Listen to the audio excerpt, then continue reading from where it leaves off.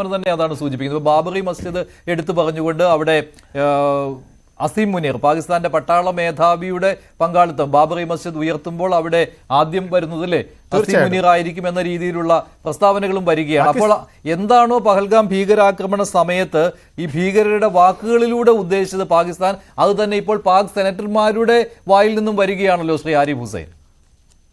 അതെ, അവിടെയാണ് നമ്മൾ ഈ മതഭീകരത എന്ന് പറയുകയും അത് ഏത് മതം എന്നൊക്കെ പറയേണ്ടി വരികയും ചെയ്യുന്ന ഒരു അവസ്ഥ അവിടെയാണ്. ഇതെല്ലാം കണക്ട് ചെയ്ത് കിടക്കുന്നത് ഇത്തരത്തിലുള്ള ഒരു സാധനത്തോട് കൂടിയിട്ടാണ്. നമ്മൾ അതിനെ അണ്ടർപ്ലേ ചെയ്യുന്നു. ഞാനിപ്പോൾ ഈ ഒരു അവസരത്തിൽ നമ്മൾ എടുത്തു പറയേണ്ട ഒരു സ്റ്റേറ്റ്മെന്റ്, അത് സിംഗപ്പൂരിൽ നിന്നുള്ള അവിടുത്തെ പ്രൈം മിനിസ്റ്ററുടെ ഒരു പ്രസ്താവന കഴിഞ്ഞ ദിവസം കണ്ടിരുന്നു. അത് അവരുടെ നാട്ടിൽ ഇത്തരത്തിലുള്ള കാര്യങ്ങൾ, അതായത് ഈ മൈനോറിറ്റി പൊളിറ്റിക്സ്, ഐഡന്റിറ്റി പൊളിറ്റിക്സ് ഒക്കെ എങ്ങനെയാണ് കുഴപ്പമുണ്ടാക്കുന്നത് എന്നത് സംബന്ധിച്ചിട്ടുള്ള ഒരു വാർണിംഗ്, അത് എല്ലാ രാഷ്ട്രീയ പാർട്ടികൾക്കും എല്ലാ മതങ്ങൾക്കും എന്നുള്ള രീതിയിൽ ഈ ഇസ്ലാമിക ഈ ഐഡന്റിറ്റി പൊളിറ്റിക്സ് കളിക്കുന്ന ആളുകൾക്ക് കൊടുത്തുകൊണ്ട് ആൾ പറയുന്ന ഒരു ജനറൽ സ്റ്റേറ്റ്മെന്റ് ആയിട്ട് കാണുകയാണ്. സത്യത്തിൽ നമ്മുടെ നാട്ടിൽ ഈ വിഷയത്തെ ഇതുപോലെ അഡ്രസ്സ് ചെയ്യപ്പെടാത്ത ഒരു വിഷയമാക്കി ഈ വശം പറയാതെ, ഇതിലെ യഥാർത്ഥ കാര്യങ്ങളെക്കുറിച്ച് പറയാതെ ഒളിപ്പിച്ച് നിർത്തുന്നതിന് വഴിവെച്ചത് എന്താണ്? അത് ഇതേ സാധനം തന്നെയാണ്, ഈ ഐഡന്റിറ്റി പൊളിറ്റിക്സ്. അതൊരു വലിയ വിഷയമാണത്. നമ്മൾ ഇനിയെങ്കിലും അത് അഡ്രസ്സ് ചെയ്തേ പറ്റുള്ളൂ. പാകിസ്ഥാനിലുള്ള ഓരോ ആളും ഇത് പറയുന്നു. അവരിവിടെ പറയുന്നു യുദ്ധം ജയിച്ചു കഴിഞ്ഞാൽ ബാബറി മസ്ജിദിൽ ആദ്യത്തെ കല്ല് ഞങ്ങളിടും എന്ന് പറയുമ്പോൾ അവിടെയുള്ള അമ്പലം പൊളിച്ചിട്ട് അത് ചെയ്യുമെന്ന് തന്നെയല്ലേ അതിന്റെ അർത്ഥം.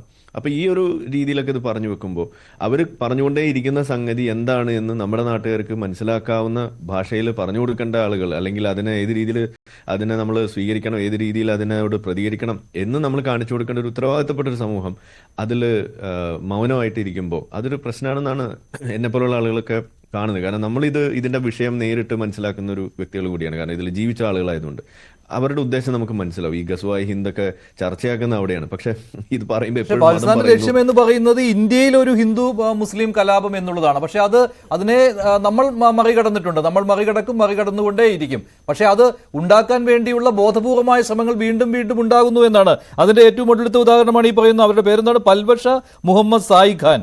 അവർ പാകിസ്ഥാൻ സെനറ്റിൽ പറഞ്ഞ കാര്യം ഈ ഇന്ത്യയിൽ ഒരു ഹിന്ദു മുസ്ലിം വൈര്യം അല്ലെങ്കിൽ ഒരു കലാപം ഉണ്ടാക്കാനാണ് അവരുടെ ഉദ്ദേശം എന്ന് നമ്മൾ എന്തടിസ്ഥാനത്തിലാണ് പറയുന്നതെന്നാണ് ഞാൻ ചോദിക്കാം.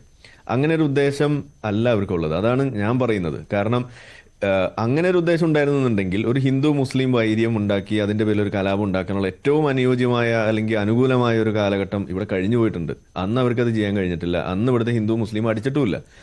ഇന്ന് ഈ നമ്മളെ വിഭജനാനന്തര ഒരു രാജ്യത്ത് ഇരുന്നിട്ട് നമ്മൾ ഇതിരുന്നിട്ട് ഇതിനു വേണ്ടിയിട്ടാണെന്ന് പറയുമ്പോൾ നമ്മൾ അതെങ്ങനെ വിശ്വസിക്കാന്നാണ് എനിക്ക് ചോദിക്കാനുള്ളത്. അങ്ങനെ എങ്ങനെ സാധിക്കാന്നാണ് ചോദിക്കുക. ഇന്നത്തെ ഇവിടെ ജീവിക്കുന്ന ഒരു സാധാരണ മുസ്ലിമിനെ കൊണ്ട് ഒരു ഹിന്ദുവിനെ വെറുപ്പിക്കാൻ എങ്ങനെ സാധിക്കും?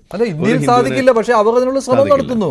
അല്ലാതെ പിന്നെ എന്തിനാണ് അവർ ഇത്തരത്തിലുള്ള പ്രസ്താവനകൾ നടത്തുന്നത്? യെസ്, അവിടെയാണ് നമ്മൾ ഇതിന്റെ യഥാർത്ഥ കാരണത്തിലേക്ക് നമ്മൾ പോകണം എന്ന് പറയുന്നത്. ആ കാരണം എന്ന് പറയുന്നത് അവരെ സംബന്ധിച്ചിടത്തോളം ഇന്ത്യയെ പിടിക്കുക എന്നുള്ളതാണ്. ആ ഇന്ത്യയെ പിടിക്കുക, ഗസ്വായ് ഹിന്ദ് എന്ന് പറയുന്ന സമയത്ത് അത് അവരുടെ ഒരു വലിയ ലക്ഷ്യമായിട്ട് വെക്കുമ്പോൾ അവിടെ ഇന്ത്യയോടൊപ്പം നിൽക്കുന്ന മുസ്ലിം പോലും അവരുടെ ശത്രുവാണ്. അതാണ് അതിൽ നമ്മൾ കാണുന്നത്. ഇപ്പോൾ ഈ 26 പേരെ കൊന്നതിൽ ഒരാളൊരു മുസ്ലിമാണ്. എങ്ങനെയാണ് ഒരു മുസ്ലിമിനെ കൊല്ലാൻ കഴിയുന്നത്? കൊല്ലുന്നതിന്റെ കാരണം എന്താണ്? അവർക്ക് അതിലൊരു തടസ്സം വരാത്തത് എന്തുകൊണ്ടാണ്? കാരണം ആ വ്യക്തി അവൻ അവിടെ ഫൈറ്റ് ചെയ്തത് ആർക്ക് വേണ്ടിയിട്ടാണ്? ഇന്ത്യക്ക് വേണ്ടിയിട്ടാണ്. ഇന്ത്യയെ രക്ഷിക്കാൻ വേണ്ടിയിട്ടാണ് അവൻ ആ ഒരു തോക്ക് പിടിച്ച് വലിക്കാൻ വേണ്ടി നിന്നത്.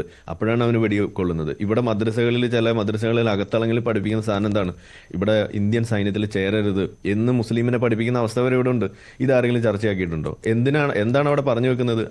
അങ്ങനെ നിങ്ങൾ ഇന്ത്യൻ പട്ടാളത്തിൽ ചേർന്നാൽ നിങ്ങൾ കാഫിറിന്റെ പട്ടാളത്തിലാണ്. നിങ്ങൾ കാഫിറിന്റെ പട്ടാളത്തിൽ ചേർന്ന് വെടിവെക്കേണ്ടി വരിക പാകിസ്ഥാനിയാണ്, പാകിസ്ഥാനി മുസ്ലിമാണ്. അങ്ങനെ വെടിവെക്കരുത്. എത്രയോ മുസ്ലിം സഹോദരങ്ങളുണ്ട്. യെസ്, അതാ ഞാൻ പറയുന്നത്. ഇന്ത്യൻ മുസ്ലിങ്ങൾ അതിലുണ്ട്. എന്തുകൊണ്ടാണ്? അവർക്ക് ഇസ്ലാം അറിയാത്തോണ്ടാണ്. എന്നാൽ ഇസ്ലാം അറിയുന്ന ആളുകൾ ഈ പറയുന്ന സാധനം ചെയ്യുന്നുണ്ടോ? ഇല്ല. ഇപ്പൊ ഞാനടക്കം പണ്ടൊരു കാലത്ത് ഈ ഒരു സൈന്യത്തിൽ ചേരണമെന്ന സ്വപ്നം കൊണ്ട് നടക്കുമ്പോൾ എനിക്ക് പോലും കിട്ടിയിട്ടുള്ളൊരു നിർദ്ദേശമാണ് ഈ പറയുന്ന കാര്യം. ഇതൊരു സാധാരണ മുസ്ലിം കുടുംബങ്ങളിൽ, അകത്തളങ്ങളിൽ, മുസ്ലിം സെറ്റിംഗ്സിൽ, കൂടിയ മദ്രസകളിൽ, അതല്ലെങ്കിൽ ജിഹാദി ട്രെയിനിങ് കൊടുക്കുന്ന പോലെയുള്ള വേദികളിലെല്ലാം കൊടുക്കുന്നത്. നിങ്ങൾ യൂട്യൂബിൽ അടിച്ചു നോക്കി ഉസ്താദുമാർ ഇന്ന് പ്രസംഗിക്കുന്നതിന്റെ എത്ര പ്രസംഗം നിങ്ങൾക്ക് കിട്ടും. ഇതെല്ലാം ഇവിടെ നടക്കുന്നു. കാഫിറിന്റെ പട്ടാളത്തിൽ ചേരരുത് എന്ന് പറയുന്നത് ഒരു സ്റ്റാൻഡിങ് ഇൻസ്ട്രക്ഷൻ ആണ്. പക്ഷെ മുസ്ലിങ്ങൾ അതിൽ നിന്നൊക്കെ മറികടന്ന് അവർ മനുഷ്യന്മാരായിട്ട് ജീവിക്കുന്നുണ്ട്. അവർ ദേശസ്നേഹമുള്ള മുസ്ലിങ്ങളായതുകൊണ്ട് അവരത് വിലക്കെടുക്കുന്നില്ല. അതാണ് നമ്മൾ ഇതിനകത്ത് മനസ്സിലാക്കേണ്ടത്. അപ്പോൾ ഇത്തരത്തിലുള്ള പ്രശ്നങ്ങൾ ഇതിനകത്തുണ്ട് എന്ന് ഒരു മുസ്ലിമിനെ പറഞ്ഞ് ബോധ്യപ്പെടുത്താനുള്ള ഒരു പ്രഥമ വഴിയാണ് ഇത്. ആ വഴി നമ്മൾ ഉപയോഗിക്കാതെ നമ്മൾ ഇവിടെ അത് വീണ്ടും ഹിന്ദു മുസ്ലിം വൈര്യം ഉണ്ടാക്കാനാണെന്ന് പറഞ്ഞത് വഴി തെറ്റിക്കുന്നു എന്നാണ് ഞാൻ എപ്പോഴും പറയുന്നത്.